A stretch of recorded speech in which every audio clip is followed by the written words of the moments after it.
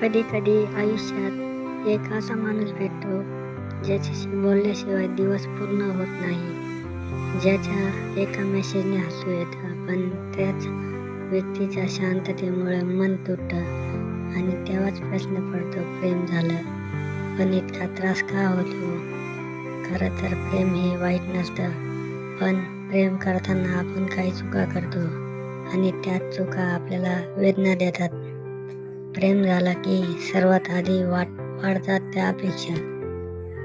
आपण समोरच्याकडून अपेक्षा करतो की ती आपल्यासाठी वेळ काढेल, आपली काळजी घेईल, आपल्याला समजून घेईल.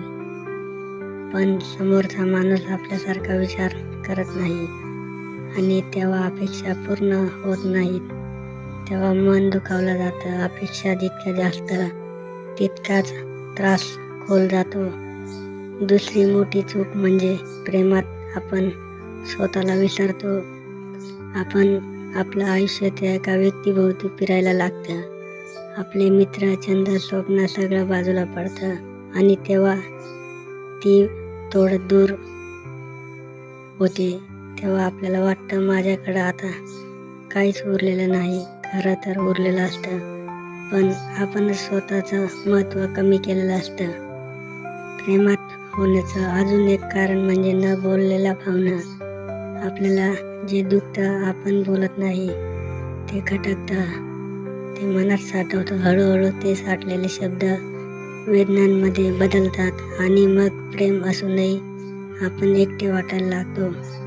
प्रेम झाल्यावर मनात एक भीती कायम असते, ती मला सोडून जाईल का? माझ्यापेक्षा तिला कोणीतरी चांगलं भेटेल का? ही भीती आपल्याला संशयी बनवते, अस्वस्थ ठेवते आणि आतून खाऊन टाकते. भीती असलेलं प्रेम कधीच शांत नसतं. कधी कधी असंही होतं की आपण प्रेमात खूप काही देतो, वेळ, भावना, स्वतःचा आधार, पण समोरच्याच मिळत कमी, दुर्लक्ष, उशिरा उत्तर, थंड वागणूक.